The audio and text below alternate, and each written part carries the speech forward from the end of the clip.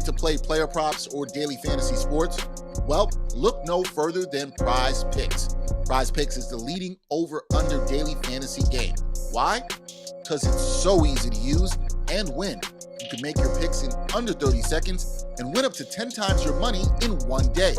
Right now, we have a special offer for our viewers and listeners of the NBA Exchange. All you got to do is sign up now and use the promo code NBAEX. Prize Picks will match your first deposit up to $100. Yep, that's right. They'll match your first deposit up to $100. So, join the over 150,000 others who found a better way to play and download the Prize Picks app today.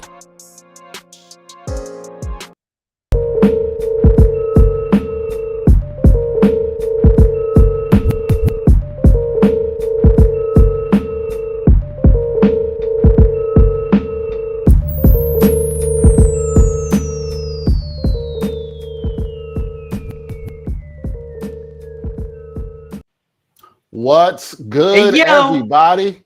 Wow, that came out of nowhere. Wow. Remember we did that last week? It did. I just didn't expect that. I didn't expect it from you. I didn't expect that from you at all whatsoever. But it is Bryan. It is Dexter Henry. This is the Ain't Hard to Tell podcast, episode 220. Yes, coming sir. to you live. We want to do this one, a special one, because we are going to be talking about all these NBA awards. No, we are not talking about the All-Bryan team. We are keeping violence, I think, out of this episode for the most part. Until the playoffs none are of that.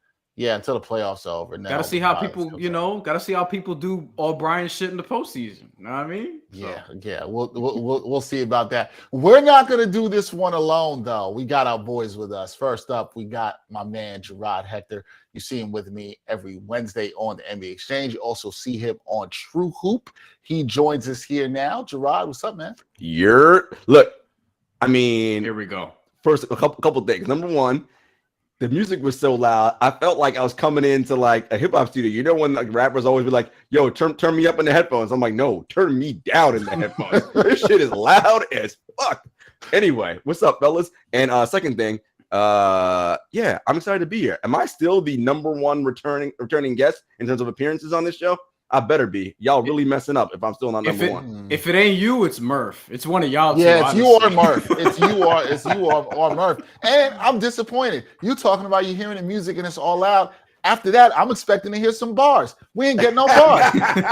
Man, get out of here with all that. What is that? We ain't getting no bars at all. Let's see. Well, speaking of Murph, let's see if Murph, you're here with us. Murph, as you know, blackatologist, just came back from New Orleans.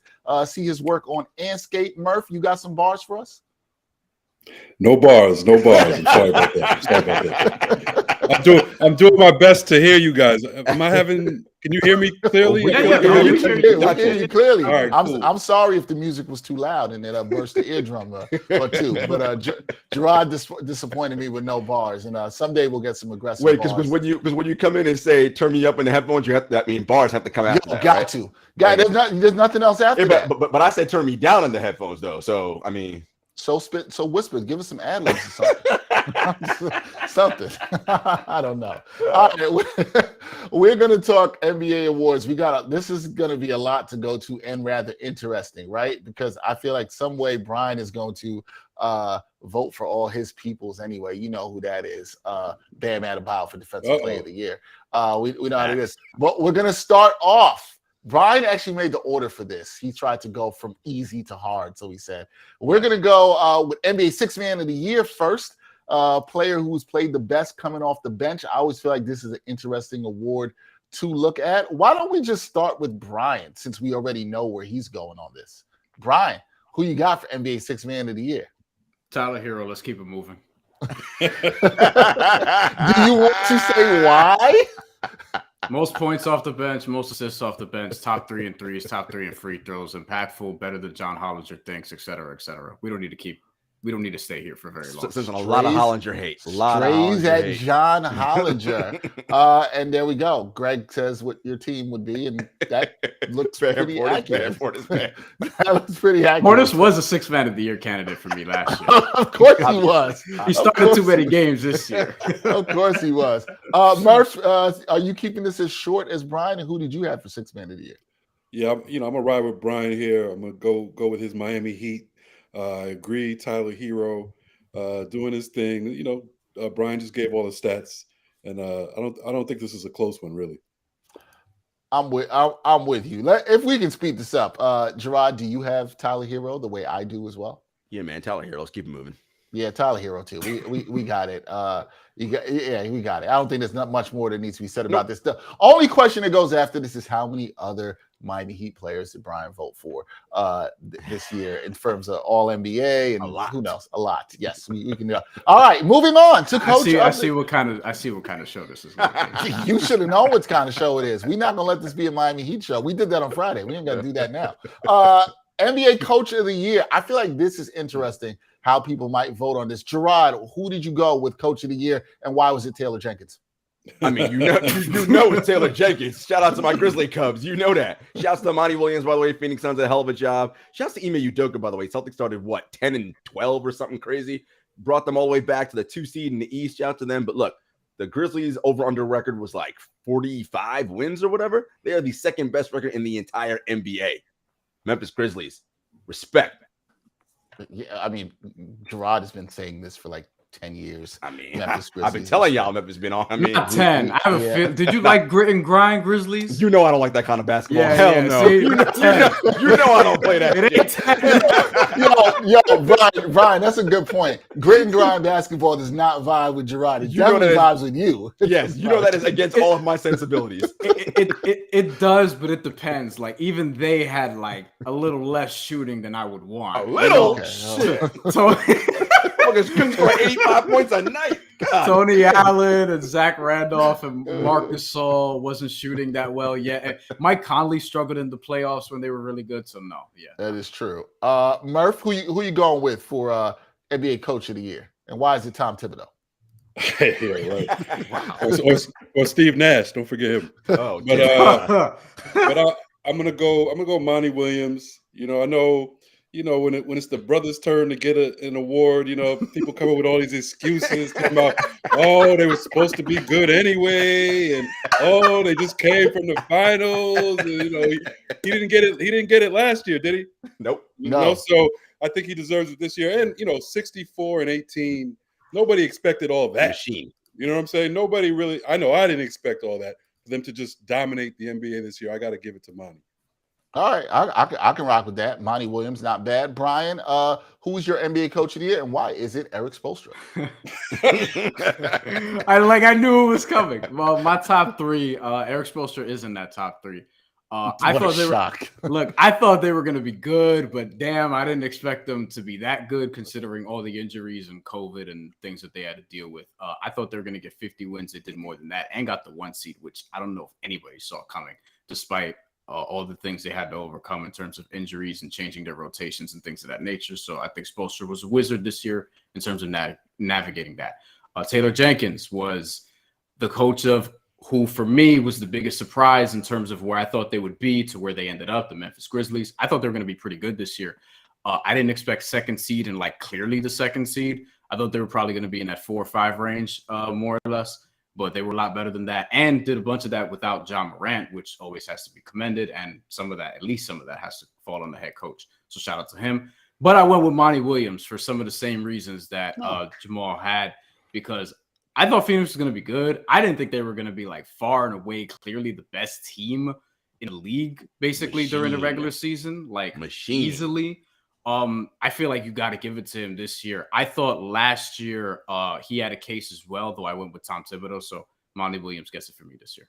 I'm fine with that. Okay, it's going to be split because I'm going with Taylor Jenkins on this too. I thought that Taylor Jenkins did an impressive job. I have no problem if Monty Williams wins this award at all whatsoever. And come on, Murph, we ain't hating on no brothers up here. That we are not doing. The only thing I'll add about Monty is the team could have fallen apart with that DeAndre Ayton not getting paid shit. Good point. That's a great point. That could have been off the rails. And the Sarver stuff at the beginning of the season. Sarver stuff, right. So Monty gets a lot of credit for that. Yeah, and he got a State Farm commercial this year. So shout out to him. You got a State Farm commercial? He's in that one. He's in that one where he's drawing his doodling on the sideline. Yeah. Chris Paul's there. Yeah, Chris Paul's there. Put some respect on Monty Williams' name. You know what I'm saying? Yeah, I'm going with Taylor Jenkins because I just feel like they were the biggest surprise for me what the Grizzlies did. Like Jarod said, a lot of people had them around. If they moved up to the 7th seed this year, people were going to say that was a great improvement. they exceeded that, far exceeded that. And I think the job that he did holding the team together, the identity without John Morant, that was for me. I like Taylor Jenkins, but look, man, we're going to keep it black. If Monty Williams wins, all good. I ain't crying for Taylor Jenkins. Let's put it like that. Exactly. Will not be crying for him. No tears. Shout out to Tyronn Lue as well. He he deserves some love there too. 42 and 40 with that roster. Tyronn Lue, Bickerstaff, JB Bickerstaff in Cleveland also deserves some love. Ime Udoka, I think somebody has said him too. Yeah, I think he definitely deserves some love there. Better than your man Brad Stevens, Murph. Who's responsible for him being there? Oh, here we go. Here we go. Here we go. Brad Stevens' success. What you talking about? Here we go. Oh man, failing up to the front office. All right, moving on. NBA Rookie of the Year. This one I'm going to start with Murph because Murph always has his eyes on the rookies. Murph, I'm actually really excited to see what you pick here because I feel like if you pick who I think you're going to pick, I'm gonna just tell you right now, get at them. You know who it is. Get at the people that you need to get at with this. Who are you picking for Rookie of the Year? Yeah, I think where it's going right here.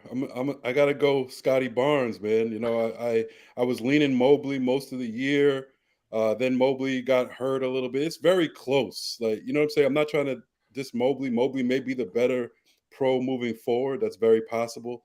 But I just think when you look at what Barnes has done, Toronto obviously is the 5th seed, and he has a lot to do with that. He's for a guy who's a zero. What was he? A 0 level scorer. 0 level scorer, bro. He's even shooting 30% from 3. Better than Giannis. So you got to give him props there. So he's averaging 7.5 rebounds, 3.5 assists, 15 points. I mean, the kid is just, he's going to be something really, really special. He's just scratching the surface, still, 20 years old. He can do it all. But I think he's had the biggest impact as a rookie by a slight margin over Mobley. And in any other year, Cade Cunningham would be right there also because he's had a great year also. Yeah, all right, definitely. Cool. The cool stuff there. Yeah, 0 level scorer. Ooh, people were wrong about that. Jarod, who do you have for Rookie of the Year? So this is not unprecedented in the history of the Rookie of the Year award. I gave co-Rookies of the Year because we did that in '95 with Grant and Jason Kidd. So I'm going to do it again with Scotty Barnes and Evan Mobley. While I love what Scotty Barnes has done, and I mean, Coach Thorpe, shout out to Coach Thorpe on True Hoop, that's his guy. He is a big reason why the Raptors are what they're doing right now. And LeBron James and Kevin Durant both purposely shouted him out at the end of game saying, yo, that dude's IQ for basketball is extremely high. When them dudes are giving rookies compliments, you real. However, the impact metric stats still say that Scotty Barnes is a net negative on the floor, whereas Evan Mobley is a full-on almost 2.5 points positive per 100 possessions. So, that shit still matters. I do think it's close. Cade, I love what Cade is doing. What I hope is that Detroit figures out how to put some things around him, because while he's doing good stuff, I mean, he's still an overall net negative on the floor as well. So we'll see what happens in Detroit, but I think that rookie class is going to be very, very good in the future. Right, I do agree with that on the rookie class. Brian, who do you have for Rookie of the Year, and what obscure player at the end of the Heat bench is it? It's definitely not Omer. You're at 7. If you saw him against Omar, you're at 7. Yes. I think he'll be all right, but that's another story for another day. I, like Murph, slightly ahead went with Scotty Barnes, slightly ahead of Evan Mobley, and that's something that changed over the last couple weeks of the season. And I'm not somebody who usually reacts to finishing strong being the be all end all for the season, but it's not like Scotty Barnes sucked before that. I do think that he took over later on. Some of that is not even Evan Mobley's fault. As the Cavs were falling apart, they dealt with injuries. You saw, not that he was exposed, but without Jared Allen there, his job got very, very difficult. And Scotty Barnes was playing, on a team that was rising in the Eastern Conference standings, had a hand in where they are now, averaging 17, 8, and 4 since the All-Star break on 51% shooting. And the Raptors were 14-3 of their last 17 games. And for me, it's not like winning is the be all end all when it comes to Rookie of the Year, but it doesn't hurt, right? And for Scotty Barnes to be in the position he's in, he's a great two-way player. He has me thinking is he going to be in that sort of the way we see Kawhi and Paul George and Jimmy Butler and the elite two-way wings that we see now, is he going to eventually get to that level? And that's entirely possible. Evan Mobley, I love him, though. Like, he was probably my favorite rookie going into this class, and Scotty Barnes was up there as well. But Evan Mobley, I think, is still probably going to be the best player of this group. And I have no problem with him winning the award. I just give a slight edge to Scotty Barnes. I'm not mad at Jarod making this a tie either. I think that would be totally acceptable, and this would be a year to do it. But Evan Mobley is great. Like I said, fell off a little bit, I thought, toward the end of the year, but it's a very close race. And I think while Cade Cunningham is a distant third, he was showing you toward the end of the year like he can also be very special. So the top three players from this rookie class, they're off to really good starts. So yeah, this was a damn good rookie class, which I think probably exceeded what people even thought. Thought it could be good, but it was really good. It's funny. You guys want to say, I did the same thing as Jarod. I said, I think this is the first time we're going to get a co-rookie of the year since 94, 95. And I think it's deserved. If you ask me, gun to the head, or as Brian likes to say, knife to the throat, because you got to make it messier, I do think I would give a slight edge to Scotty Barnes. But I think both of these guys actually have been so good, impactful for their teams and what they've done. And I'm with Murph on, I watched a little Scotty Barnes in the ACC, and he was even better than I thought. But this guy's like a Swiss Army knife. He can do everything. Nick Nurse had him playing the point at times, and he looked good. He looked good in control of the offense. He's running things. He never looks rattled. He's a very calm player that can do a lot. Brian mentioned the IQ. Oh, I think that was you, Jarod, talking about the players with the IQ, respecting him, those high-level players. I think that's fantastic. I like what I see about Scotty Barnes. He's fun to play. Murph, I'm sure you would agree, the shot's going to get better. I think it'll get better. He's shooting 30% from downtown as a rookie. That's fine. Not looking like a zero-level scorer. Mobley, big man, can step out, do everything. He's going to get better defensively, I think, too. Two really good rookies. I'm going to give him the co-rookie of the year because I just really couldn't decide. And, I know sometimes ties can be whacked. But I will say this, and this is not a knock on Scotty. Don't give him all the credit for what Toronto's doing. I mean, Pascal Siakam's been playing like a monster. Oh, no. Yeah, for sure. I'm not giving him all the credit, but I he's helped. Oh, so for sure, 100%. So to me, that matters also. Like if Cade was on a better team, maybe that would help him too. But I just don't think he has a case compared to those two. I mean, he also played 74 games too. Yeah, like Cade's second best player is nowhere near as good as Pascal or Darius Garland, right? I mean, who's the second best player in Detroit? Jeremy Grant, maybe. But he's been out since January. Right. So probably Sadiq Bey. Probably Sadiq Bey. Yeah. Sadiq Bey. Right. So Sadiq Bey, who actually played pretty hard towards second half of the year. So that was good there. I see my man Omar checking in. Appreciate you watching us here on this live. All right, guys. The next one, which I find interesting too, NBA Most Improved Player. This is where it starts to get hard. This was Brian gonna start wilding. This is a tough one. Brian, which Heat player did you select for this? And tell us why. You're gonna do this for every goddamn award. Don't worry. I got stuff for other people too. It's not just you. You gotta like Jarod's gonna get his licks too, and so will Murphy in some kind of way. No Heat players there though. I do think Tyler Hero will wind up on some ballots, and justifiably so. This was very tough. I have a couple rules when it comes to most improved player. Me personally, don't like voting for top 5 picks. I went on this rant before about Brandon Ingram winning it, and others before him, et cetera, especially if they're in the first few years of their career where it's like, all right, we knew that, or we expected him to be this, and now he's this, so we're just going to give him most improved player. That doesn't make a lot of sense to me.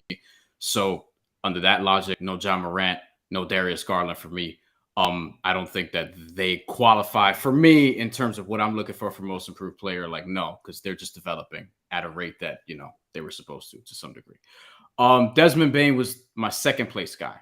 And typically 2-year jumps is another thing where I'm like, all right, should we really do that? But his jump was pretty significant because he just did what he did last year, but in a bigger role and did it very impactfully. His numbers, he was 9 points a game last year, jumped to 18 this year on very similar shooting, 44% from 3, and about the same from the field, 46, 47. And his per 36 jump was 15-8-3, from 15-8-3 to 22-5-3 or something along those lines. So it was 15 to 22. So he's been very good. But I went with, for most improved player, DeJounte Murray from the San Antonio Spurs, who became an all-star this year, who went from 16-7-5 to 21-8-9 per 36, 18-8-6 to 22-10-9. Went from just a high-level starter to a bona fide star. He's one of my favorite players in the league right now to watch. I think he's really good, and I think without him, the Spurs would be wherever the Lakers are, probably a lot lower than that because they just passed the Lakers late in the season. So DeJounte Murray, most improved player for me. I think he's awesome. Nobody wants to be where the Lakers are right now, sadly. Trash. I will say this already. Brian, we agree on this. I also was with DeJounte Murray on this. This was also my pick. Loved what he's done this year for all the things you said, the increase in his numbers, but also how it impacted, I thought, the Spurs late in the season and helping them win games down the stretch. Triple-double monster. Still can get better with the shot, but I really liked what he did attacking the rim this year, rebounding the ball. And the big thing for me was, if you watch him, he got a lot better defensively. That was the thing. It was buying into the system with Pop, got a lot better defensively. I still think the outside shot can improve, but I thought he made a leap this year that was definitely incredible, to the point where you're like, yo, I liked how this guy is leading this team. Not quite sure he's the number one guy, but at least I really like the way he's leading his team. Numbers are off the charts in terms of his improvement. So DeJounte Murray was the guy for me here. Who did you have, Jarod? I guess I should say, I'll keep it like Brian. What Grizzly did you have here improving? Why is it Desmond Bane? I mean, what's there not to say about Desmond Bane? Yeah, but I'll get there in a minute. See, Brian? I told you. Desmond upper body bang, you know what I'm saying? I mean, he's legit. Look, I will say, shouts to DeJounte Murray. I did have him number 2 on my list. I love what I saw for him this year. You know me, whenever I am tough to decide on something, I'm like, all right, what do the numbers tell me? And DeJounte Murray was already a net positive player, estimated plus minus last year, 1.8, jumped to 3.2. Significant jump, no doubt. Desmond Bane was a minus 1.2 last year and is plus 3.8 this year. A humongous jump in estimated plus minus. To Brian's point, he was 61-59 last year, true shooting effective field goal percentage. He's 61-57 this year. So basically, the shooting is exactly the same, and he's playing against starters as opposed to backups like he was last year. I just think that everything he has done, and you saw the reason why the Grizzlies were 20-2 or whatever they were without Morant. Bane was a huge reason why offensively, because they didn't have Dylan Brooks either, was able to fill up and get those points. I just love what I saw from Desmond this year.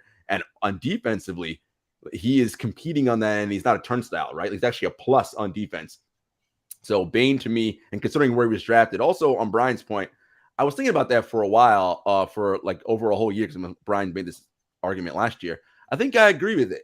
Like, John Morant was drafted second behind Zion Williamson. Like, we expect you to be good. Now, to be fair, you have to put in the work and actually get good, right? Like, you have to improve. Just because you're drafted second don't mean it's just going to happen because you're drafted second. How many dudes we've seen over the year drafted in the top 5 and ain't done shit in this league because they don't work, right? So he had to get better.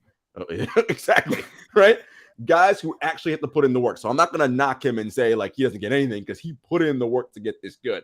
But I'm giving it to Bane.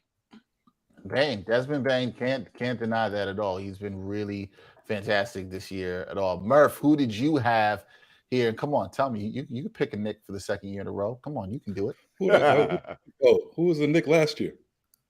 Julius Randle. Why you acting like you forgot his name, man? I forgot. He still exists. He still. I don't even know. So I forgot about him. He's still in the league. He's still in the league. He's still in the league. Yo, they got to trade his ass. Julius Randle gave Murph the thumbs down, and Murph was like, exactly. I don't know who that is. Yeah, you don't do me like that. I'm a New York fan. You don't do me like that. All right, don't give me no thumbs down. All right. See what happened to Baez. He's out of here too. But, shit. But no, I went with Bane also. I agree with Jarod right there. Just a huge improvement. I understand it's from first to second year, but it's a major improvement and it had significance because of what Memphis was able to do this year. Jarod gave all the numbers, the point. Brian talked about the points doubling. PER went from 12.2 to 17.6. That was a great point Jarod made about what's his name being injured? John Morant. No, not Morant. Dylan Brooks. Dylan Brooks. Because really, he just slid into Dylan Brooks' spot and became what Dylan Brooks was, for that team. Like, and a better shooter. And seamlessly. So I think, Bane, and I've just been impressed every time I see Bane. Just a hardworking dude. I agree with, I basically agree with you, Brian, in terms of like a top 5 pick. I wouldn't put it in those terms because it depends. Like if it could be a top 5 pick and he's garbage for 2 years, and if he really like Jarod said, if he does the work and improves, over that 3rd year, I'm not going to hold it against him that he was a top pick because he actually, if you truly improve. But in Moret's case, it's just a trajectory. He was good already. Yeah, he was great. Right. He was borderline great already. We thought he was going to be great. Maybe it came a little faster, a year faster than we thought it might. Mm-hmm. But I don't think that's enough to get to put. First of all, I would be, if I'm Ja Morant and I'm that dude like he is. You're gonna be. I don't want most improved. He wants Desmond Bane to get it. He's campaigning for Desmond Bane to get it. But to your point, it's a rule, but also I couldn't break that rule. Like Victor Oladipo is a good example of somebody who he wasn't really living up to his hype for a few years, bounced around to a couple different teams, and then he became a star. And then unfortunately he got hurt. That's one example where I'm like, okay, that works. But the Brandon Ingram one where it's he's in year 4 and he just developed. The Ja Morant and Darius Garland now, nah, man, I ain't here for that. Brian, if you could see it coming, then I don't think you should get the. I tend to agree with that. You want that Oladipo tip now, huh, Brian? See, he's part of that Heat culture. Hashtag Heat culture. Hashtag when, Heat culture. When he was in Indiana, All NBA, you were like, he ain't that good. Now he real good, huh? Okay. I still am I'm messing with you. Just say you love him, man. Just say you love him. I'll say this. He had 40, 10, and 7 last game of the season. He can hoop. He might not be in the playoff rotation because of how he fits or doesn't. He might be a break in case of emergency. He could get paid somewhere. I'm not turning this to a Heat thing, though, because I'm doing a show on 5 Reasons Sports right after this. So I'm going to be all heated out. Tune into 5 Reasons Sports where Brian could give all his Heat love. Wait, Murph. The funniest thing we heard was what you said in our chat about Oladipo. What? Oh, Murph! I missed that today. What Murph? What did you say about Oladipo? R&B, yeah, he can't say it. He got bodied by got bodied by yeah. I did see that. I forgot about that. It was I mean, he can't say it. Orlando, right? Orlando got bodied by R&B. He's a great singer. He got bodied by R&B brother. R&B. Didn't he win what's that show? Masked Singer. Masked Singer. That's right. No, Victor can sing. He can sing. He can really sing. I know, and I heard that from my wife and son who watched the show. They're like, "Yo, I knew he was a singer. I knew he was doing that, but I didn't know he was nice for real." And then he's nice. They told me he's nice. People were saying his album was good. You know what I mean? No, he has an album. Yeah, nice for real. I think it's called VO. I met a dude who produced some stuff on his album at a career day of random places. So let me ask y'all a question. So a baller, right? Like NBA guy and Dame or whatever. He's got a rap album or Miles Bridges raps. A bunch of these dudes got studios, whatever. We assume they're hard because they rap. So do you assume Oladipo soft because he sings R&B? Yes. Nah, because he's giving me quick. Yes. Nah, I'm just joking. I'm just joking. But I mean, that's the stereotype that R&B. And remember, real R&B dudes have proved that wrong. I think Usher has beaten some people up. Oh yeah, Trey Songz. Go ahead and run up on one of these R&B cats. Go ahead. Go ahead and run up on one of these R&B. Look. Go ahead and run up on Jaheim. His name is tell me what happened to your ass when you run up on that dude. Tank. You know what I'm saying? Yeah, run up on them dudes. Tell me what happened. I wouldn't. Would you really want to fight Cisco? You know what I'm saying? Nah. I wouldn't sleep. I'm just saying I wouldn't sleep. All right, moving along. This is the award everybody's going to talk about. This is going to be interesting. Most valuable player. We already got somebody in the chat who has Joel Embiid for MVP. Luke Densmore, tell us why you're from Philly and why you're nervous that your team might get bounced in the first round. Why you gotta kill him like that? He knows he's nervous. He knows he's nervous. NBA MVP. I'm so intrigued to have this discussion. So intrigued. Murph, who do you have and why is it again Julius Randle?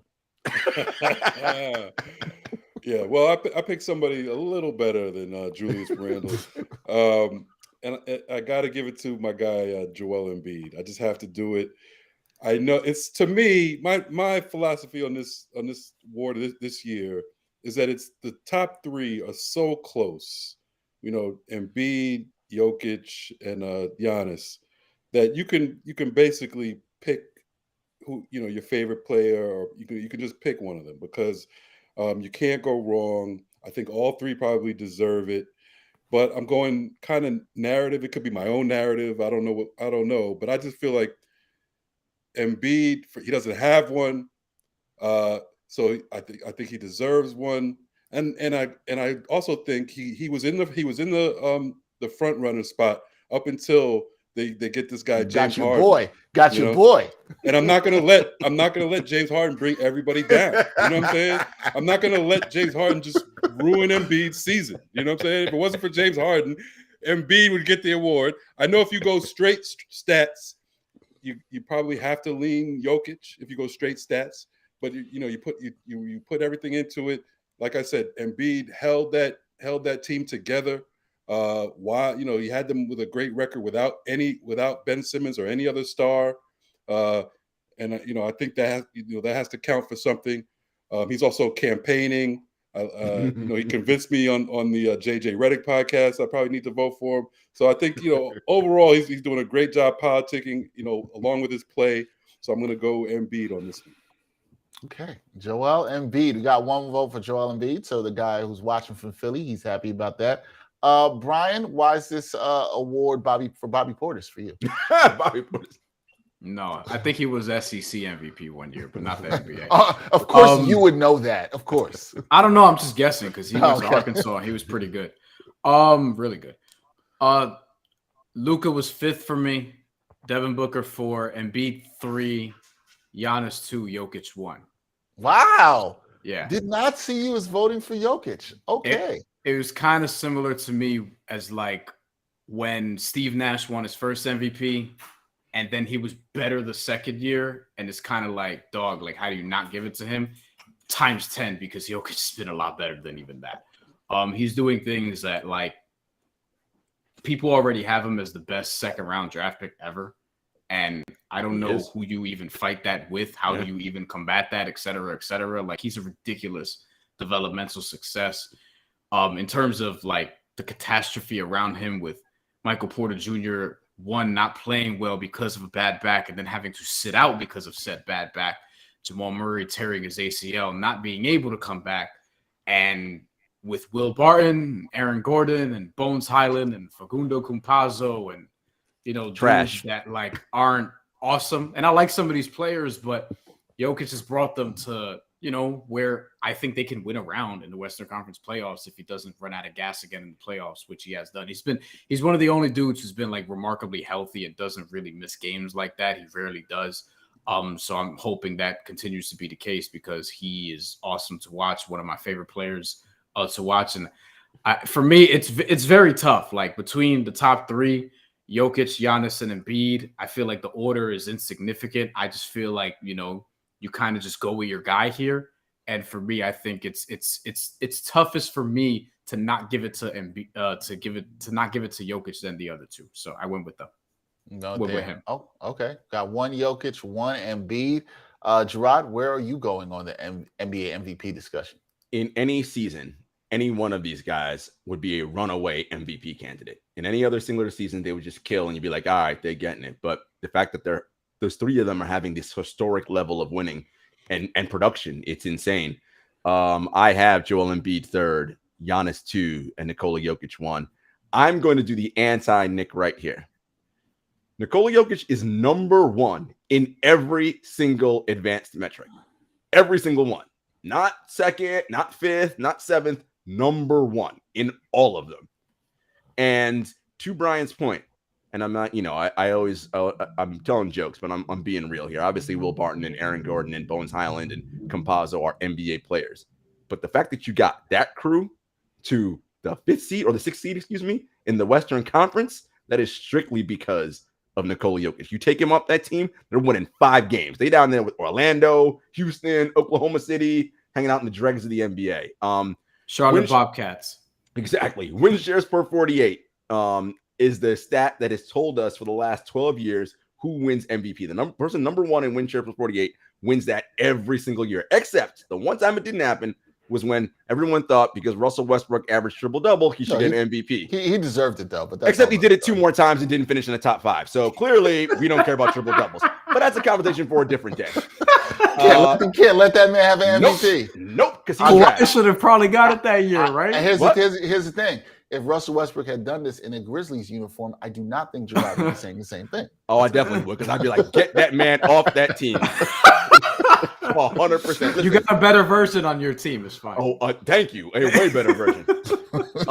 But no, real talk. So and Jokic is .300 in win shares per 48. League average is .100. He's 3 times above league average in win shares per 48.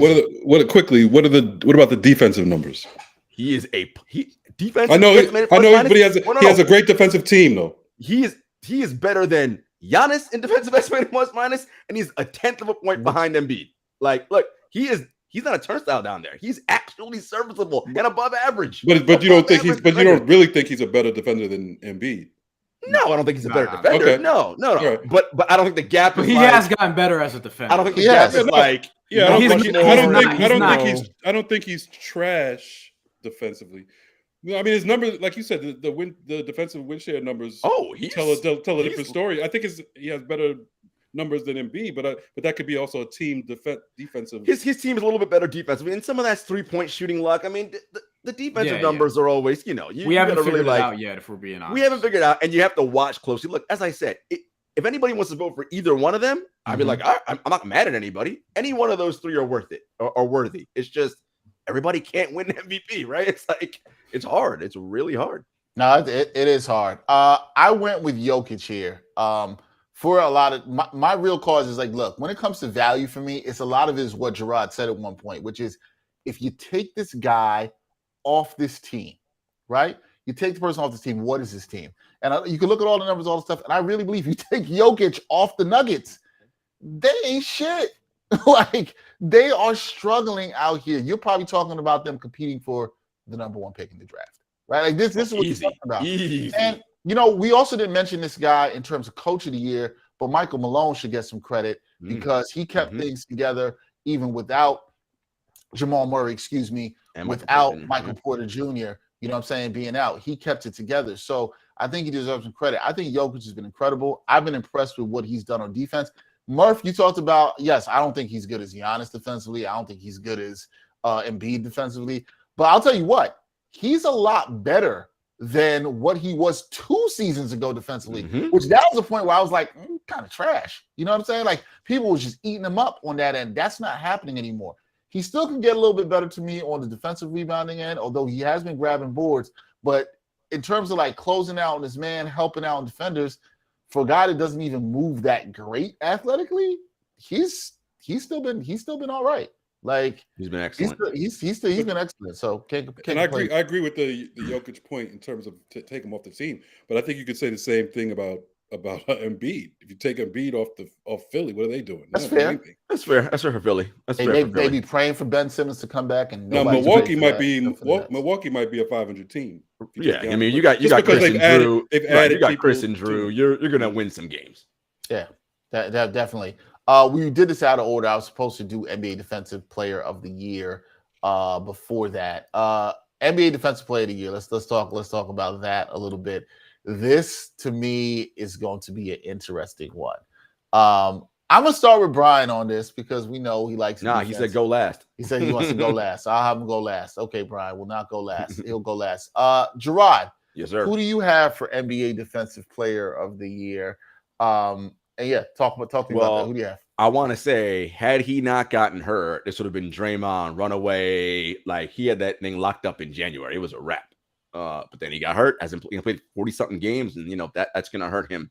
I want to shout out Mikal Bridges and Matisse Thybulle. Hell of defensive seasons. But the Boston Celtics have been the number 1 team in the NBA on defense since January 10th, I want to say.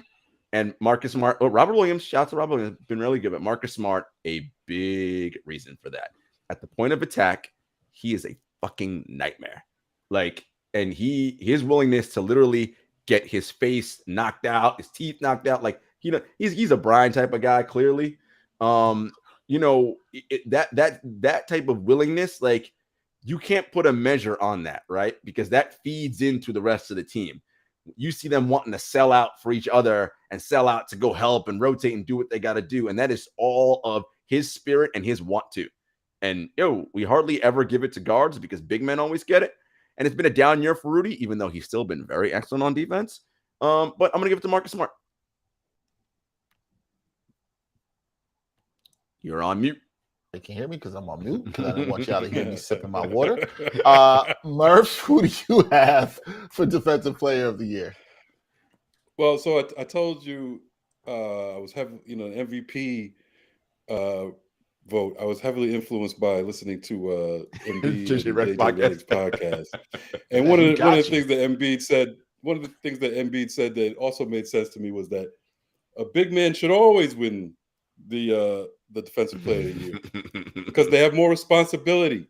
I mean, they do. This is good. This is good. good. Shout out to Coach Thorpe. Read Coach Thorpe's article on True Hoop. Center is the hardest position to play in the NBA because they have all the responsibility. This is going. I can't wait for Bryan to get in on this. It's going to piss him off. But it's true, though. You funnel everything to him, all that kind of stuff. So while I definitely agree with Jarod that Smart is a beast, no question about it.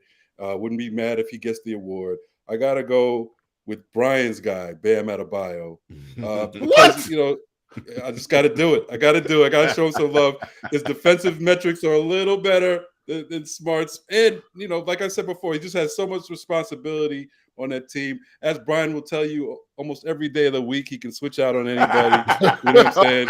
He'll tell you. You know what I mean? He'll tell you. He alerted me to this. I had to start watching. So I gotta give it up to Bam here.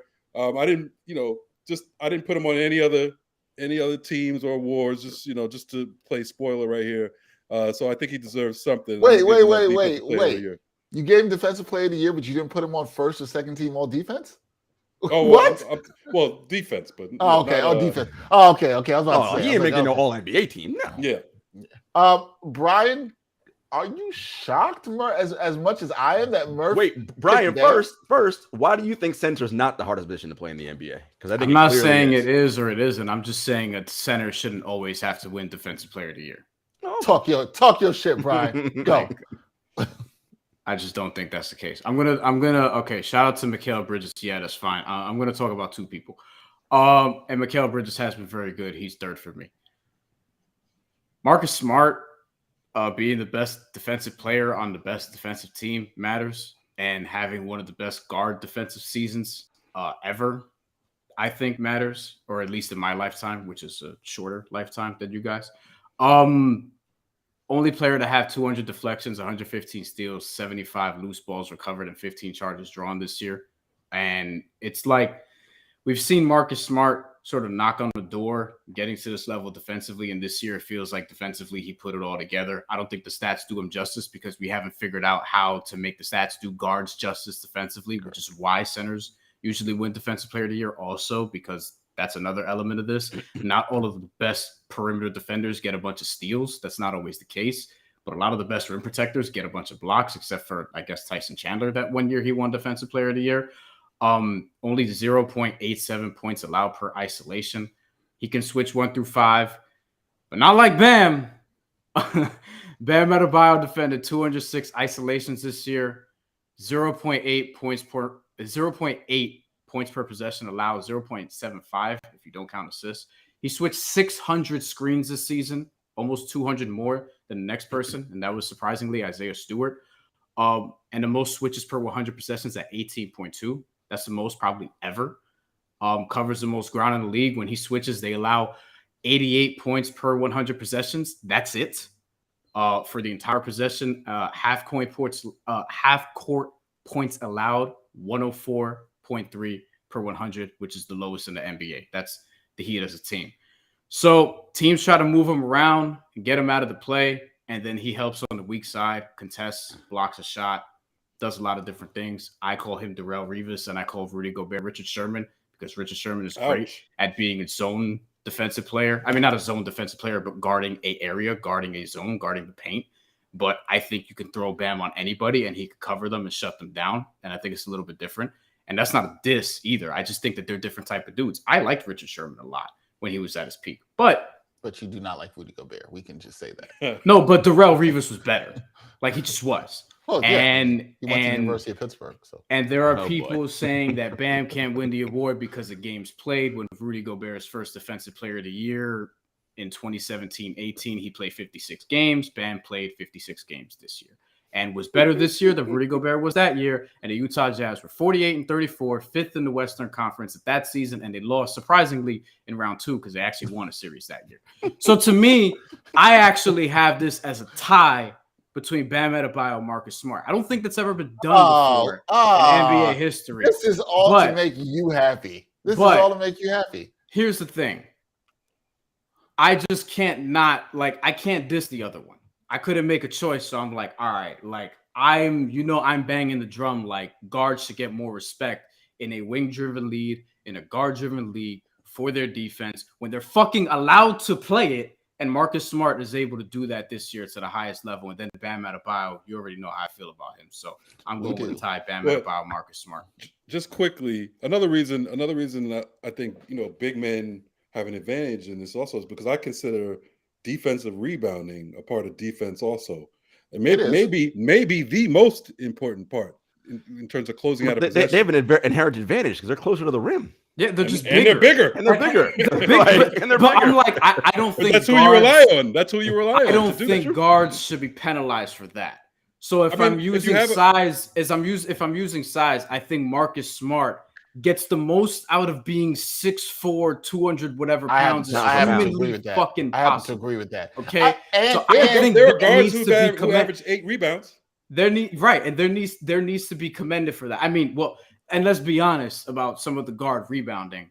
Nowadays, you're seeing guards come up with a lot of rebounds because motherfuckers are just launching threes from everywhere, and we're just getting longer rebounds. I mean, yes, Steph be averaging like 6.5, 7 rebounds sometimes, and it's like, stop it. But to Murph's point, right, about defensive rebounding being one of the most important parts of defense, which I agree. Anytime you've been coached, right, secure the defensive rebound, that's how you end the possession. You don't get that rebound. It's nothing, right? To that point, my vote is for Marcus Smart. I'm going to say that here. But why it is to that point is Marcus Smart, if you watch him, this dude is boxing out 7-footers. He is good at that. Like if we're saying that's part of defense. He's a fire hydrant. Yeah, he's good at that. And you know what? 7-footers, if Rudy Gobert knows Marcus Smart, he don't want no part of that. I'm not saying he can't get the rebound. He knows that he makes it tough for him. Marcus Smart is a problem in terms of you being able to get that defensive rebound. And that, to me, is a sign of somebody who's really good all around. Bryan hit a lot of the points on there. So did Jarod. I think he's been the best defender on the best defense. He deserves credit for that. I agree with Bryan 110% that we still haven't figured it out in terms of how we assess how good people are defensively on the perimeter. We haven't done that, and it has to be some value to that and looking at that. And I think this is a year where we saw a guy who's tremendous on the perimeter and does good things, like I said, like he's boxing out big guys. He's taking charges. He's causing deflections. He is the heart and soul of that defense. The Celtics defense is really good. I got to give it up to Marcus Smart on this one. I'm not mad if you want to go. I actually thought you were going to go with Embiid, Murph. That's who I thought you were going to go with at first. I'm not mad if somebody wants to give it to Bam, and I think Bam is deserving. Excellent points on Bam. I also would like to give some love to Jarod's boy. Jarod knows I've been beating the drum for this on the NBA Exchange. Jaren Jackson Jr.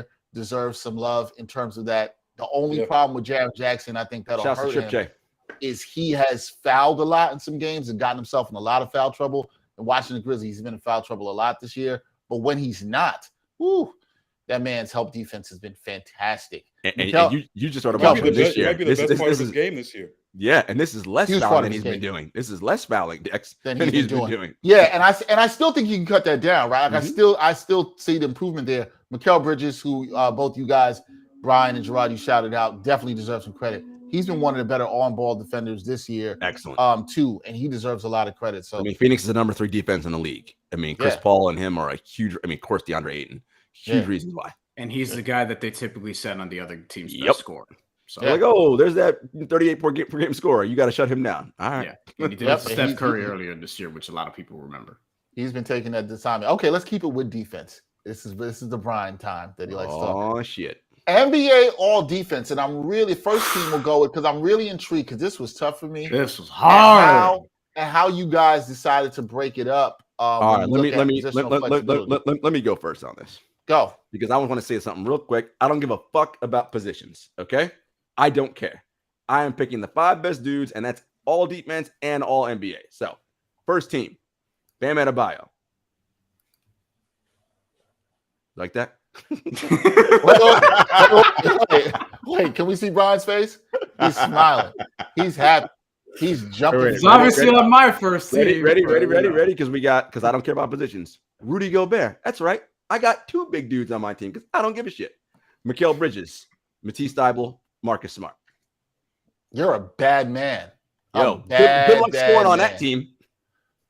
Ooh, okay. Say that. You said Rudy Gobert, Bam, Matisse Thybulle, Marcus Smart, and Mikal Bridges, right? Okay. Not bad. That's first team. We just doing first team, right? First team. Yeah, Murph, who'd you have for your first team? It might be the same. I had Adebayo, Smart, Mikal Bridges, Gobert, but I had Jaren Jackson Jr. Shout out to my guy Trip J. Jaren Jackson Jr. That's on a that. lot of length. That's a lot. Good luck scoring on that team. Good luck. I would want no parts of that. Brian, did you pick 5 Heat players? No. Okay, good shot. No Strus. Hey, he did have those game-winning stops against Boston. He had year 7, Max Strus. Gabe Vincent. Gabe Vincent could guard. Here we go. I do. All defense first team. I do have 1 Heat player, Bam Adebayo. I also have, I'm surprised, unless Dexter, you sort of bucked this trend here. I'm surprised I'm the only one that has this guy on the first team, but I actually get it because, you're splitting hairs at center. But I went with Robert Williams on my first team. Yeah, second team for me. And I have Rudy on the second team, spoiler alert, but it was very close. Mikal Bridges is on my defensive first team. And in the backcourt, we have Marcus Smart and Gary Payton II, I bet. Fred VanVleet. Wow. That's an interesting pick there. I know why you put him there. I don't love his defensive metrics. Yeah, but don't like him. And he's small. I don't think the metrics measure his activity well enough because I was looking through some of those and I was like, I don't know what they're missing. But again, another one of the reasons why Toronto's been so good this year is not only that Fred VanVleet became an all-star, it's also just a two-way play that he's had when he's been healthy. Now I'm a little bit concerned about the health because it's been nagging shit all year long. Take it from somebody who had him in fantasy, I know. But look, I think Fred VanVleet's had a very, very, very high level season defensively in a year that is again very tough, especially in the backcourt because there are a lot of guys in the mix there. But Fred VanVleet and Marcus Smart for me. So Robert Williams, Bam Adebayo, Mikal Bridges, Fred VanVleet, Marcus Smart. That was my first team. Yeah. Okay. I kind of wish I had done what Jarod did and was like, fuck positions. I didn't do that here. I tried to move some things around with positional flexibility. And I kind of regret some stuff because I might have flipped some stuff another way. I'm actually making a change to my first team on the fly right now. There you go. Guys. I did so the guard positions. I had Marcus Smart, Mikal Bridges, put him as a guard. I put Bam as a forward. Also Jaren Jackson Jr. as a forward. And I put Rudy as a center. Right? Good luck scoring on that team. That's my 5. My flip, which I'll explain when we do the second team. I'll explain who I flipped out and took off the first team. But those are my 5 that I have. But I'm kind of with you on this, Jarod. It's probably fine for defense. We don't need to go positions. No. We need 5 best defender. We need to do that with everything, but specifically for defense, I think that's fine. All right, second team. Jarod, you go first again. Who you got? Jared Allen at center. Trip J at power forward. I mean, whatever. Why am I saying position? I don't give a fuck. Robert Williams, Draymond Green, and Drew Holiday. Okay. Okay. That's so interesting. Okay. That's a good that's a good one. Seen the score on that one too. That's interesting. I don't know. Drew is one that Draymond and Tripp give you all the positional versatility that you need, and Drew too. Drew is one that I struggle with because I felt like he wasn't as sharp defensively. I didn't love the metrics for him, but every Bucks game that I watched, I'm like, damn, this motherfucker can guard. You still can, yeah. You still could do. Look, we should have 3 all defensive teams, honestly. But I agree with that. Murph, who'd you have for second team? I had Williams, Holiday, Thibault, Draymond, and I put my guy Tatum on there, second team. Tatum. I mean, look, Jarod, his defensive metrics. He has got better. He's got better. Jason Tatum and F the C's. Damn, tell him why you mad.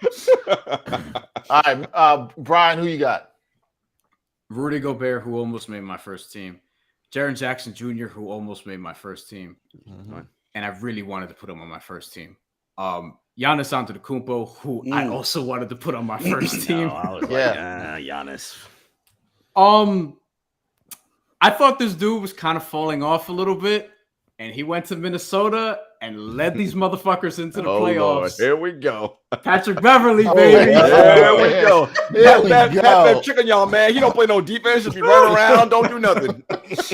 Yo, You got the last word there. Speaking of JJ Yeah. Redick's pod, the Patrick Beverly interview where he talks about that. Look, it was I want to say good stuff, but for somebody like me, inspiring stuff that would suffice. Yeah, of course it inspired you. Of course it did. And then at the other, the last remaining spot, so that's Rudy Gobert, Jaren Jackson Jr., Giannis Antetokounmpo, Patrick Beverly, and the Ed Reed of NBA defense, Jimmy Butler, made my second team. Jimmy, Jimmy's fucking me up, man. I can't really mess with that dude sometimes, man. He's really annoying. As a safety, if you watch him, the motherfucker, like, shit that you Jimmy's won't see mad good. I just, just, it's tough. But if I did have an all deep, look, I just want to say this: if I had an all defensive third team, because I wrote it out here, Jared Adams there, Matisse Thybulle's there, DeJounte Murray's there, Jared Vanderbilt is there, almost really made my second team, and Dorian Finney-Smith is there because Dorian Finney-Smith was a hard cut for me. Hard cut. I had a tough time not putting. Jared Allen was like, it was also like he missed mad time. Jared Allen, his defensive metrics this year though are we should really have 3 teams. Seriously. Yeah, I left Jared Allen off too. I thought that was a good put by Jarod. I just one of the guys I put on at the guard spot, and because I was thinking about it, now I'm looking at it, I'm like, I don't know if he played enough games, but when he did, he was so good on the ball, and it was Alex Caruso. So I gave him one. I gave him a second spot. I like that though. Yeah, no, he's nice. Thibault, another spot. So good. Giannis. I flipped Giannis and Bam. I had Giannis first team, but I flipped him with Bam. That's who I ended up flipping. Giannis. I put Draymond because he would have ran away with it, but not enough games. And then Robert Williams, Time Lord to me, had to get on there. So that was my 5. All right. The thing with all this stuff, though, guys, is like, in the playoffs, Giannis could like do whatever, but it's not a playoff award. It's what did you do in the regular season? That's what you're getting awarded for, not what you could do in the playoffs. Yeah, I picked mad different dudes in the playoffs, but we ain't worried about that. I went with all season. I went with Giannis. I have a video coming out on that actually at some point, but I went with Giannis because while I agree with you, Jarod, the numbers for him were not eye-popping or even the test. I thought he had a lot more responsibility this year with Lopez being out and having to play at the 5. And so I gave some value to that because I saw a lot of the help defense, but he had to do so much more for the team. So I wanted to reward him for that. So I feel you. That's kind of why I went there. All right. All NBA. We got 3 teams to go here. All NBA first team. Woo! I just want to know. This is all I care about in all this. My 4th team is fire. I'll tell you that. All I want to know for everybody is where did you put LeBron James? Brian, starting with you. First team. Your all NBA first team. Oh, hold on. Do we want to go third to first, or we want to go first to third? First to third. All right. We're going to get to the cuts last. No, we got to get to the cuts last. We got to get to That's true. That makes sense. More suspense on the third team. Yeah. Because my first team is just my MVP ballot. You're right. My first team is just my MVP ballot. It's just Joel Embiid, Nikola Jokic, Giannis Antetokounmpo, Devin Booker, Luka Doncic. Let's keep it moving. Like, I don't need to get Okay. Fair. Okay. All right. I'm fine with that. Jarod, who'd you have? Jokic, Embiid, Giannis, Kevin Durant, and Stephen Curry. Ouch. Wow. KD on the first team? No, I will tell you why KD belongs on the first team. Please tell me why. 50-something games? 35 and 18 with Kevin Durant in the lineup. That is a 53-win pace. What other teams won 53 games this year? The Memphis Grizzlies and the Phoenix Suns. Not the Miami Heat. Not the... Yeah, they did. Hold on. No, they didn't. Miami's like 51, 52. Nah, I think they're 53 and 29. I'm pretty sure they are. Yeah. Either way, to the Heat. 29. Either way, same win pace as the number 1 seed Miami Heat. All right. I mean, look, you cannot tell me you watch any games this season and you're going to tell me that dude is not one of the 5 best players in the NBA. Well, I will say this. For him, I'm like, nope. Again, 35 and 18 with him on the floor. This team was in first place for a majority of the season. He goes down, they lose 15 straight. Wonder why. He's so good that they're going to get him hurt again. I will say this. When I watched Durant and all that stuff and what he did this season, the impact, and was it 35 and 18, Jarod? Correct. I watch all that, and I'm like, Larry Bird could have done that. Stop playing. Easily. Stop playing. Stop playing. We're not doing that. Stop playing. You're not listen. I keep telling y'all, Larry Bird is Wally Zerbiak in this era. You better hope KD gets a couple MVPs. You better vote him MVP this year. Once again, MVP. You better go get him the MVP. As my man KD said, when asked, hey, they always take the bait. They always take the as he said when they were like, yo, KD, if MJ and Bron are picking teams, he goes, oh, you know I'm in that top pick. Yeah, he is. You are not picking 10 dudes in the history of the NBA before you're picking that guy. Gerard, what was it with the team again? You had KD. Steph, KD, Giannis, Embiid, Jokic. You said Steph? Steph yes. made first team? Correct. Steph, KD, Giannis, Embiid. By the way, all 5, top 5 in the NBA in the best all-in-one stat that exists, estimated plus minus. Sorry, is what it is. The KD love fest continues for Gerard. Murph, who do you have for all NBA first team? I think I have the same as Brian, except I threw Larry Bird in there. Chump ass Larry Bird. If he were around now, fucking guarding in a phone booth, acting like he all that on defense, trash ass. So Jokic, Embiid, Giannis, Luka, and Booker. I had to give Booker. Statistically, I'm not sure Booker belongs there, but because of the Suns season, I kind of put him in there last minute. It was tough though. Yeah, Booker's one I struggled with. Man. No CP3, no Book. The Suns machine keeps rolling.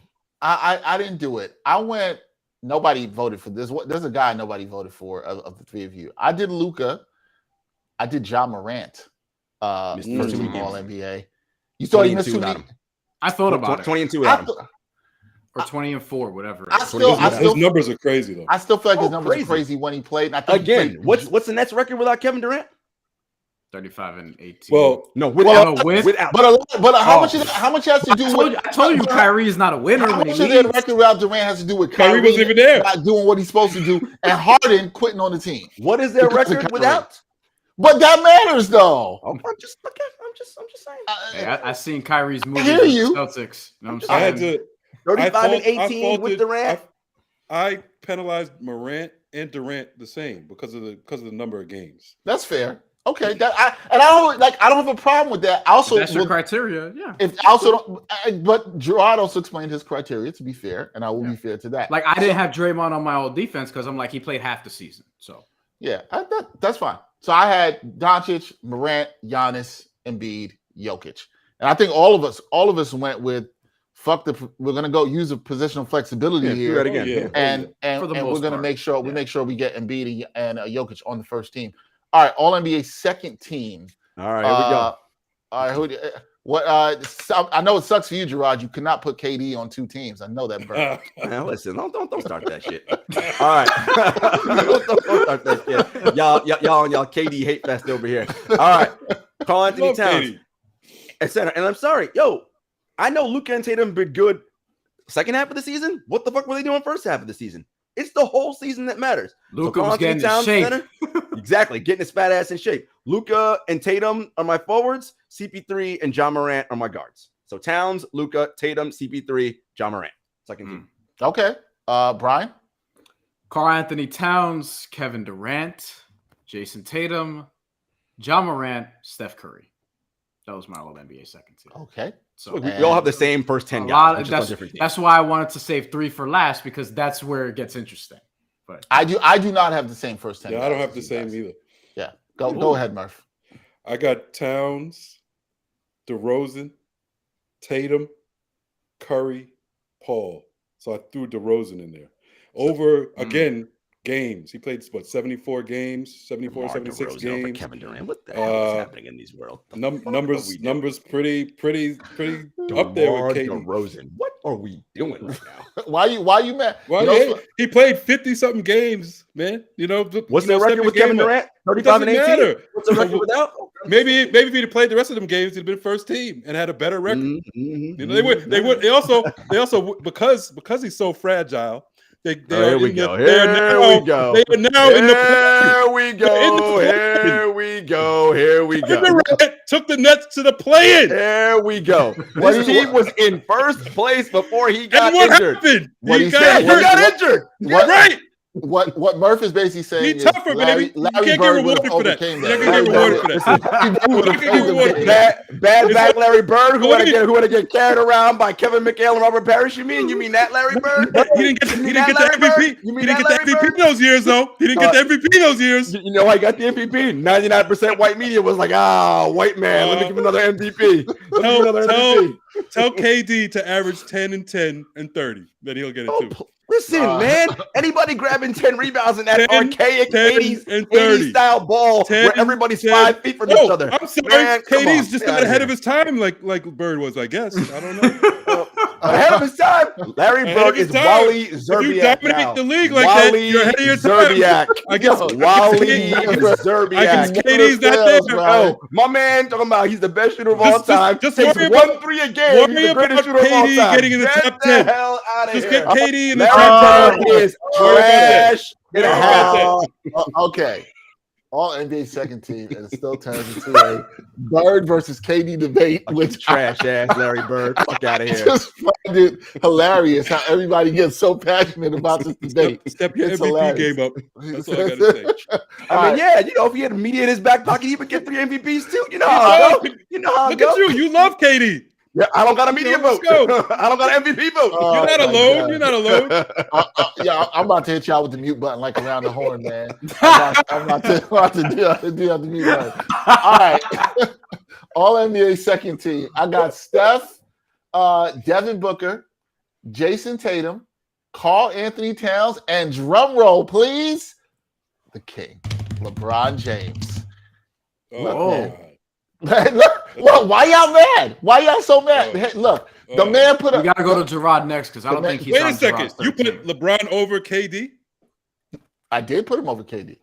LeBron scoring points on a team that is out of the fucking play-in. LeBron James, who was a net negative. His team can't even win when he's on the floor. Well, he had nobody else on the floor. Wildin'. He had nobody else on the floor with him.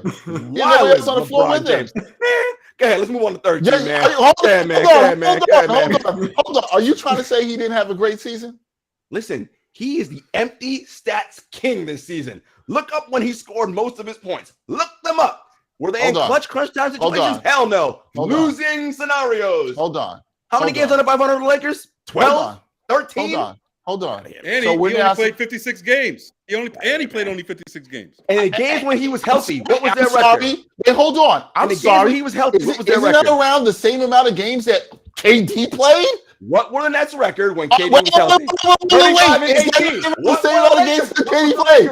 Is that the same game? Is that not around the same? What was the Lakers' record when LeBron played? The same games KD played. What was the Lakers' record when LeBron played? It doesn't matter. 500. That's not what I asked. That's not what I asked. That's not what I asked. When he played with better players, did KD play with better players? Don't make me come out and say Larry Bird is better, bro. Don't make me do it. Listen, you can say Larry Bird is better. Don't make me do it, man. Listen, man. LeBron's second team, cool. LeBron's second team, he had a good year. Y'all can be mad, man. Don't be mad. Don't be mad. We on third team. We on 13. Larry Bird gonna come kick that ass. Go ahead. Third team All NBA. Jarrett Allen, DeMar DeRozan, Jimmy Butler, Devin Booker, and drum roll, please. And it was tough. Start over again. Say that again. Jarrett Allen, DeMar DeRozan, Jimmy Butler, Devin Booker, and drum roll, please. I wanted to penalize most of these motherfuckers, but I couldn't. John Morant? Trae Young. No, John Morant's on my second team. Oh, Trae Young. I wanted to penalize Trae so bad. So LeBron's not in any of your team? No, he's not. I'm sorry. I don't care. So It's not about games played. It's not about games played. He played the same amount of games as KD. I just have a question. I have a question. When we look at all NBA, do we look at people who play on both sides of the ball? Because Trae Young does not do that. Stop it. But his offense is he tries. Nah, man. You don't try, man. We seeing him square dance with people who said screens on him. That's his trying. I'm just trying. I'm just trying to see what the criteria is. He leads the league in total points and total assists. Yeah, come on. That alone. You know why I wanted to penalize him though, Dex. All seriousness, like yeah. When you're and they made the play, unlike LeBron, you can't come out and be like, "Oh, it's hard to get up for the regular season." No, not my guy. Like you're the leader of this motherfucking team. You got to set the better tone. So I wanted to penalize him for that. Like that was bullshit. But they got him to the play-in. Look, LeBron couldn't even get them to the fucking play-in. Play-in. I mean, when you got street clothes on the bench, it's hard to do that, man. Listen, street clothes is street clothes, but still, you could have won. What was it? One game out of the play-in, right? Y'all gonna be real mad. Y'all gonna be real mad. I think Trae would have got him. Trae would have got the Lakers to the play-in. Y'all gonna be real mad. Y'all gonna be real mad if we were doing an NBA Executive Year of the Award vote and I voted for LeBron. Y'all have been mad. Y'all be real mad. Y'all been mad. So obviously, all kidding and jokes. Apologies to Drew Holiday, Rudy Gobert, Donovan Mitchell, Darius Garland, and LeBron James. You gotta apologize to Larry Bird, man. That's what you gotta do. Apologize to Larry. That's beyond an apology. You know what I'm saying? You got to go back to school. I almost had something else, but let me. Brian, go ahead. Who's your All NBA third team? This is hilarious. All right. Chris Paul. Okay. DeMar DeRozan. Jimmy Butler. I can't not put my defensive player of the year here. So bam. Oh, wow. 2 Heat players. Pascal Siakam. Shouts. Wow. Brian, no LeBron James on your All NBA teams either. No LeBron, no Trae Young, no Donovan Mitchell. No, Brian, those are my last cuts. Brian, every once in a while, you and I we see eye to eye. We crystallize. I think more than once in a while. I think you should point that out. I think more than once in a while. This is shameful. We might get there different ways. But here's my thing, right? I left off both of them because I'm just being consistent and like, yo, if your defense is going to be that flagrantly bad and your numbers are going to be that good in terms of counting stats, but it's not going to be that impactful, then for me, I'm just not. I'm cool. I'm going to reward guys and doing it on both ends. I don't think Pascal Siakam's getting enough credit for the seasons he's having. He's played great. As much as I love Fred VanVleet, Pascal Siakam has been like. Wait, did KD make one of your teams? He did. Second team. Second team. But to follow that point up on Brian's point. Did KD make your team, Brian? Third team? Second team. He was on my second team. Your second team. Okay. I should take KD off all these teams. That's fine. You can take him. That's fine. That's cool. Yes, Jarod. You talked about counting stats having an impact, right? So Trae is like a counting stat king, but they had an impact though, right? They got in the play-in. But here's my thing. It's no. My point is that LeBron had great counting stats. They couldn't even get in the fucking play-in. Yeah, but that matters who you're playing with. We're discounting. It's one game. They couldn't get one game. Stats? Hold on. Because here's the thing with Trae Young too. Look at the guards I have ahead of him. Devin Booker, Luka Doncic, John Morant, Steph Curry, DeMar DeRozan, Chris Paul, Jimmy Butler's ahead. Like, all have more impact on winning. It's like, where's he going to slot in, right? A couple of and then with the with the LeBron James point with the forwards, it's like it's Jokic. If I'm counting him as a forward, Giannis and Durant and Tatum and Butler, Siakam, who played both ends of the floor at a high level. Pascal Siakam being a really good passer this year, also like it's just LeBron a lot like. Again, like Iman Adan wrote on basketballnews.com, when you pierce through the numbers, a lot of LeBron's points, he had a Bradley Beal season straight up, where a lot of his points came at times. Wait. A lot of his points came at times where the game didn't matter. He had a Bradley Beal season, right? I didn't have Bradley Beal All NBA last year. Yeah, okay, some people did. Some people did. I didn't. Some people did. I think I'm not on the Bradley Beal. He made the team bandwagon. last year. I know. So it's not that crazy. Bradley Beal's an empty calorie guy for sure. We're splitting hairs here, and I think to some degree for Bradley Beal, it's also like who is he playing with, but at the same time, continually again and again, he continues to get like 30 a game or around 30 a game. I think Bradley Beal's more of an empty calories guy than LeBron. But Murph, I was mad. I was mad at Trae because that's basically the same team that went to the conference finals last year, and I'm like, yo, y'all couldn't even be like a 7 seed. because maybe they are now. And they've run. And here's the thing. Like, and you know this from watching. Everyone knows this from watching Atlanta Hawks games. He has the ball in his hands all the time. He's gonna get crazy numbers. 30 and 10 is not like something like he's gonna walk into. But at the same time, he has the ball all the damn time. So I expect him to put up. Lowry put up those numbers. Don't do it. Don't do it. Don't do it. Don't do it. Who done put up?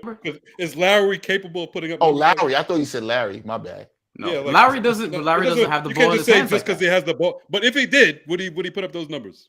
I mean, in Atlanta, shit. Would he? Maybe. He'd lead Maybe the league in points, in total points and assists. He's capable. No, I don't think he would. But he wouldn't do that though. That's the thing. No, but he's not capable. He would because he would actually be developing other guys on his team and trying to get them better. Trae Young's just kind of playing like he's getting his. But you're not going to tell me you think Lowry's capable of that, right? No, but it doesn't matter because he's more impactful anyway. There was a play when the Heat were playing the Knicks earlier this year where Lowry walked up the court. Tyler Hero had the ball in his hand. Lowry is calling the play. He's designing the play. Telling you two motherfuckers go here. Y'all come here, do the screen, whatever. He's laying out the whole fucking play. They run the play. They score. He doesn't touch the ball one time.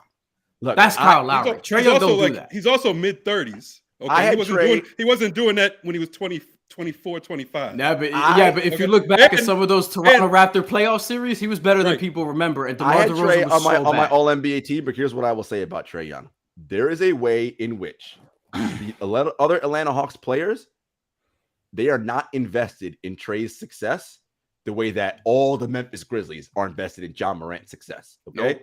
John Collins don't like that dude. And that is a Trae Young, and that is a Trae Young character flaw. Whatever that is, okay, his teammates do not love him the way they should for him being a star player. I don't know why. I have reasons why, but I'm just saying. That matters for a team. That's why Atlanta underachieves. And he made my third team. He made my third team.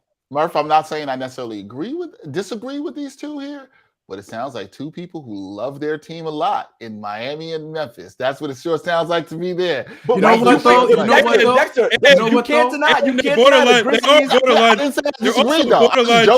Both of you guys are borderline Trae Young haters from the start. Murph, I admitted that. You know that. I went on MSG and said he has high bust potential. I will own that. That's what I'm saying. I said it. I will own that. We all have our biases. Murph, I will say this, like, in our defense, Jarod and I like actual teams, and that's what Miami and Memphis are, more than most other teams in the league.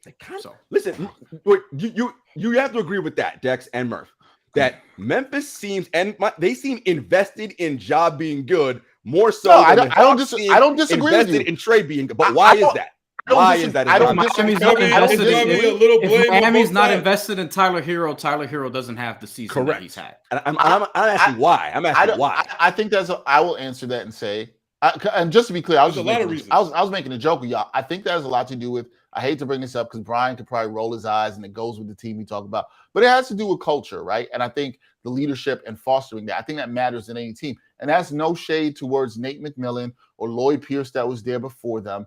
But I think there is something to when you're building a culture as opposed to with the Hawks where it's like, yo, man, we got Trae Young and ain't nothing else going on for us. So and I think that's part of Murph's point too. Like Trae Young has to make it work in a way because the culture is not there. I think it's all these things encompassed that in other places other people don't, right? So they went to the conference finals last year. They're good enough. But here's the thing I'm saying. It could be a little bit like the Knicks, right? Like maybe Atlanta's somewhere between the ceiling of what we saw them last year and where they are this year. Right? I didn't buy into them last year. I thought Atlanta was going to drop off this year. So I'm actually not that shocked at where they are this year. It's kind of like, kind of what I thought they would be. And maybe they're dangerous this year. Who knows? But do I think there's the culture of Memphis, Jarod? No. Do I think there's a lot to what you're saying and why Memphis is more invested in the individual success of Ja Morant? I think there's something to that, but I think there's also something to Ja Morant being invested in the success of his teammates. I'm not really calling Trae selfish because I don't know that, but I feel like the culture is different, that Trae feels like he's got to make everything happen in Atlanta, where Ja doesn't necessarily feel that in Memphis. You feel me? That's what I'm saying on that. I think there's a lot that goes into it's different skill sets. Part of it, like Ja Morant's not going to pull up on 40 either. You know what I'm saying? Like I say, You have different skill sets that could alienate teammates. I'm sure. I said 2 years ago that Trey, you could tell that his teammates. He got a buzzer beater and nobody went to back him up. That is wild to me. That is wild to me. So to reiterate, my third team, because we got off topic. Chris Paul, DeMar DeRozan, Pascal Siakam, Jimmy Butler, Bam Adebayo. All right, Murph, what's your third team? My third team is Gobert, Butler, Durant, Morant, Young. Okay.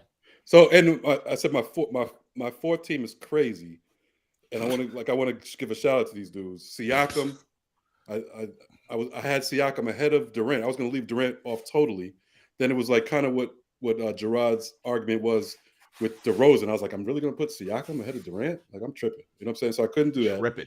So Siakam, Donovan, LeBron, DeJounte, and Holiday to me. Y'all out here disrespecting the king, man.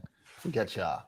No, Greg. He would have been on DeMar my does not fourth make second team. Sorry. He'd be on my DeMar's fourth team. third team. Sorry, Greg. LeBron and Trey would be on my fourth team. Yeah, they'd be on my fourth team. You know what? I kind of do. One of the things I will say, in all seriousness, I do feel a little bit bad about is that I left DeMar DeRozan off. I did not put DeMar completely DeRozan on any of yeah, your I teams? did. I did. You yelling at me about LeBron. You ain't got DeMar on none of your teams. What the hell is going on up in here? I mean, In the playoffs at least. I'm gonna push back against you. I'm gonna push back against you on that. You talked about having to play the whole season. I mean, DeMar DeRozan was really impressive in the first half. He hasn't been that impressive in the second half. We all kind of knew, like, all right, how long? All right, but his team at least held on to a playoff spot. Your man's team couldn't even get into the play-in in the Western Conference. Again, a below 500 record gets you in. They couldn't even do that. And this is, I don't like doing this because this is judging somebody against themselves. Like Steph Curry had a down year for Steph Curry, but not a down year, for example. But LeBron, like a couple years ago, he would have dragged that team to the playoffs. To probably like a 4 or 5 seed, even with Wade but I'm not even saying that's fine. I'm saying get to the 10 seed. That's 10. But I think that's more an indictment on the roster, not his individual performance. But then he stopped caring, and he's like, "I'm just gonna score points and go for the scoring title." And to me, it's like you're better than that, bro. Are you? Like, yes, he is because he has been throughout his whole career. And then this year he decided to And y'all's king. He's your king. This year he decided to be selfish, and now he wants to act like he wasn't behind the Russell Westbrook shit, and now he wants to act like he's not doing. Now he wants to act like he's not doing the thing again, where he's in the last year of a contract or the fourth year of an original contract because he signed the extension, and that he's not going to fucking blow it up again on the way out, like he did in Cleveland, like he did in Miami, like he did in Cleveland, and like he's about to do right now. Like he does this shit all the time. Yo, if the Lakers smart, you trade Anthony Davis and LeBron right now and get smart. We know that. They're not smart, but they're not smart. But Dex, let me ask you. Staying on this DeRozan versus LeBron. To me, so do you value the game? One of them is the games played, which was like 76 for DeRozan to 50 whatever for LeBron, and the team performance, right? So Chicago was 46 and 36, and LeBron's team we already talked about. What's your question? That doesn't bring that doesn't mean anything to you? He said, no, it does mean something to me. I guess what I'm valuing is, and I'm not trying to get caught up too much in it, but I do think, whether you think, to Brian's point, LeBron was chasing numbers and stopped giving a fuck. Stat padding, not impactful stats, right? He was trying to go for the scoring title. What else the hell are you going to do on that garbage ass team? If I was him, I'd go for the scoring title too, right? Look, they could have won one more game. One more game. Right. I will finish and say Kobe would have played. That's true. That I agree. That is true. Kobe. But so would Larry Bird. But I will say is, I will say this point. I could admit where I'm wrong, and I think there was some oversight from me on this in terms of not putting DeRozan over LeBron. That's the thing I'd have a problem. That's the thing I would have there. You could change it right now. I could change it right now. You know what? We get LeBron up out of here. Get out of here, LeBron. Because I do. No, when somebody makes a case for me and I think something's wrong, I'm going to say it's wrong. Because I do think Murph makes a good point. There's value in, we could joke about the winning and them not making the playoffs, but there's value in that he definitely was available for more games and put up. At least you could have DeRozan on the outside or inside the MVP conversation. Through February, right? He was top 5 in February. I think he dipped a lot off. And to DeRozan's dip, let's be fair on some of that.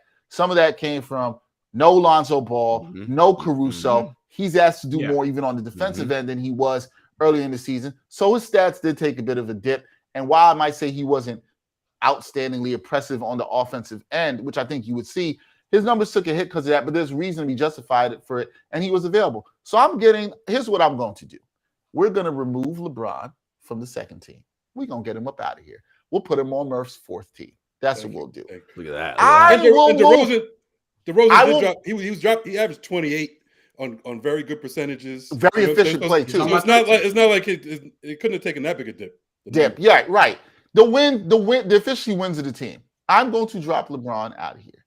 I'm going to make Jarod happy. Jarod should just jump up and dance around in his room right now because we're going to put Kevin Durant up to the second team with his 35 and 18 when he played, all that stuff. No, they are what they are. I just didn't care. If Durant stayed healthy, like, of course, he might win MVP this year. You know, listen, of course. But speaking of self-sabotaging superstars and who you surround yourself with, he has that dude on his team. He gets an F. I tell you that all the time. He gets an F- just like LeBron for roster construction. How the hell are you gonna tie your career to that lunatic in Kyrie Irving? Larry Bird never did that. But stop playing. Man. Stop it. Robert Parrish was a noble man. I'm gonna move Durant up to the second team. I'm gonna put DeRozan in that other spot, Murph. The rest of my team forward, I also had Jimmy Butler. Be happy, Brian. Center, I had Rudy Gobert, Chris Paul, and Donovan Mitchell on the third team. Oh wow. That's how Utah guys were like among my last cuts. And I penalized Utah. Just like I was like, I wanted to penalize the Utah guys and Trey, the three of them. I was like, I don't like any of y'all's energy this whole season. Like the three of y'all. But Jarod, you had Jared Allen over Bam Adebayo, and I just want to know why. I did, because I just felt like Jared Allen's overall impact was just better this year. Like, I get it, all the defensive stuff you gave me, but if you look at, like, that Cleveland team should not have been good. Like, but all of a sudden, it's like, they were third. They got up to third at one point when they were fully healthy. He goes down, and all of a sudden, they start nosediving. I'm like, there's a big reason for it. He was close for me, too, though. Like, all defense and whatever, and the injury. And because Miami, and this is not, it's like Phoenix, right? It's like, how are you punishing the team that's number one in the league? It's like, because no matter who you guys miss, how the fuck you still the number one team in the league? Because going back to my Durant point, Durant goes out and Nets are a disaster. Heat lose whoever, we keep winning. Suns lose whoever, we keep winning, right? Like, so I'm like, well, that's because the sum of your parts, right, are greater than your whole, right? So that's you know. And I think Allen's numbers, his straight up numbers, I think are better than Adebayo's. But they're not. But I mean, if you look at the offensive numbers, they're better. Like percentage. Well, yeah, because he fucking baby hooks and shit. But you know what I'm saying? Like even win share. You know what I'm saying? Like this motherfucker. Like I don't know. Well, he doesn't. But here's the thing: like if you're a center and like a lot of your baskets are, but like yes, he'll come out and shoot an occasional mid-range jumper or whatever. But my point is that like his offense is pretty simplistic compared to Bam. Right. So yeah, Bam's going to be less efficient. Well, and like, Rudy Gobert is very efficient. And he typically only scores the ball like a couple of different ways. But Allen Mitchell Robinson too. Mitchell Robinson, I think, led the league in like offensive rating one year. You know what I mean? Allen out rebounded Bam. He had more blocks. Yeah, because Bam be on the perimeter locking shit up. Here's the thing: like there are guys who are really good at rim protecting. Bam doesn't let you get to the rim, right? There's something to be said for that. Like if he's going out on you in the perimeter, like.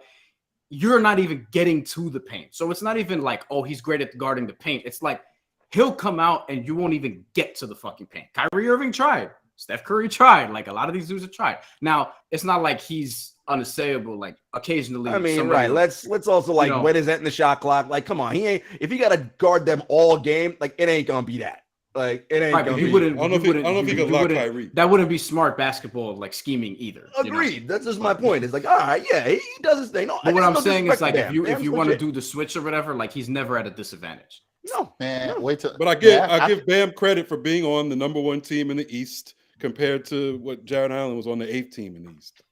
That's why I go Bam ahead of him. Man, I can't wait for next year when the Knicks come back and the Knicks is doing all this shit. I'm voting them in all these awards.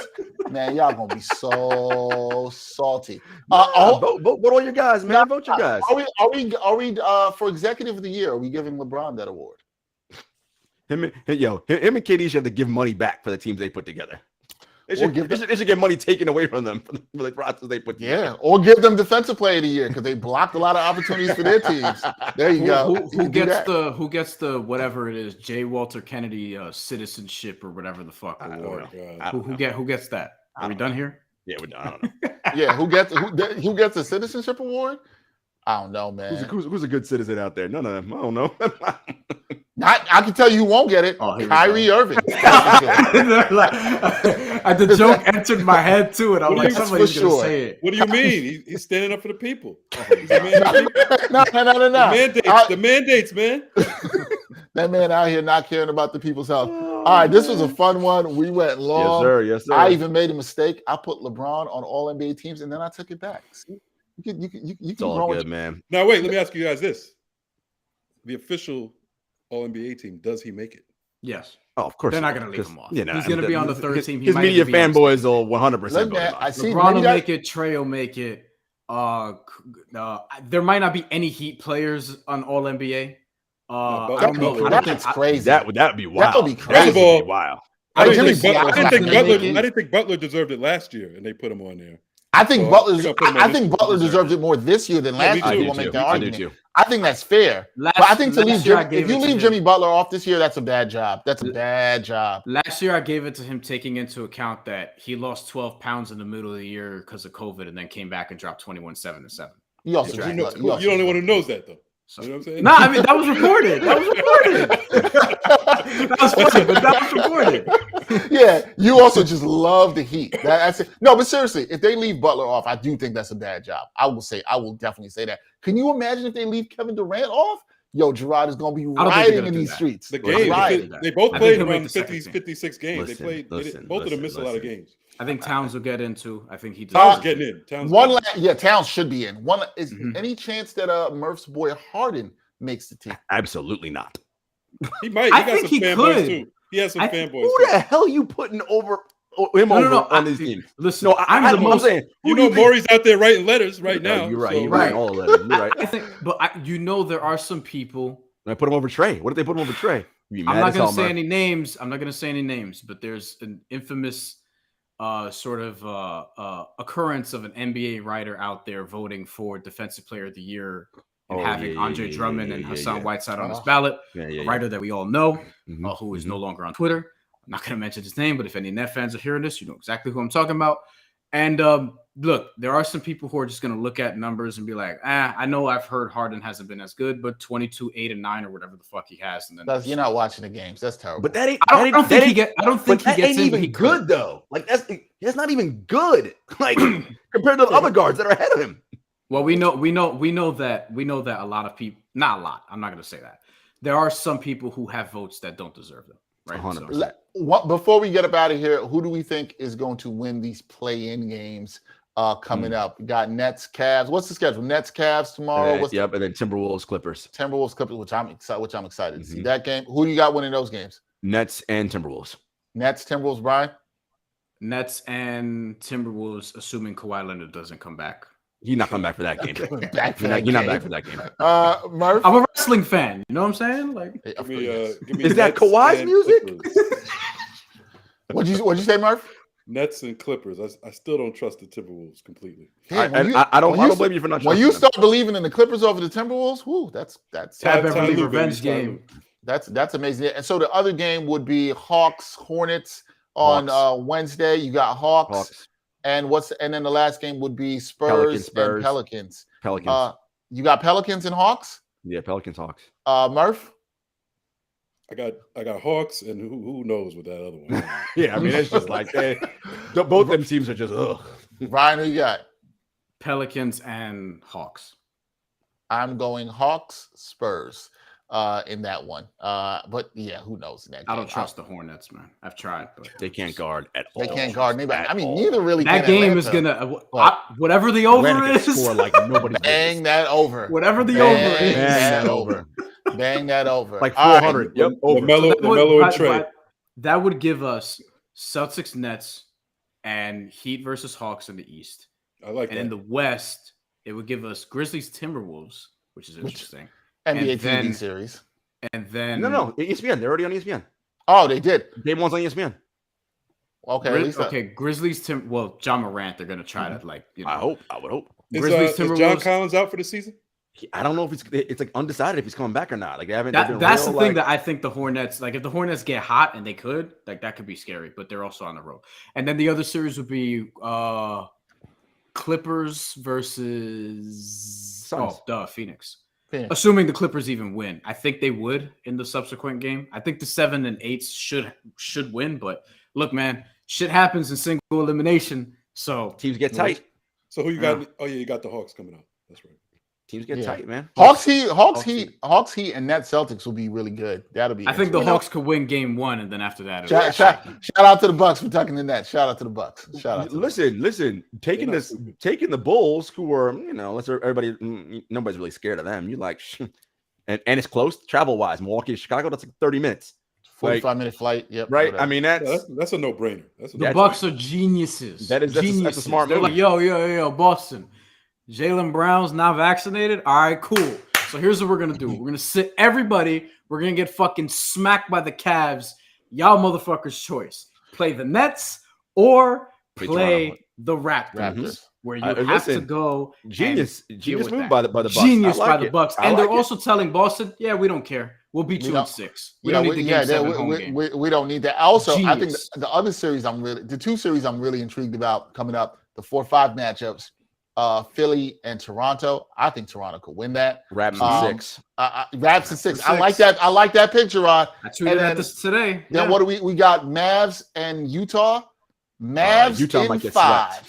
Mavs in 5. The Doncic injury, we got to wait on that. Yeah, that's true. Yeah. Because if they don't have Luka, then all bets no Luka.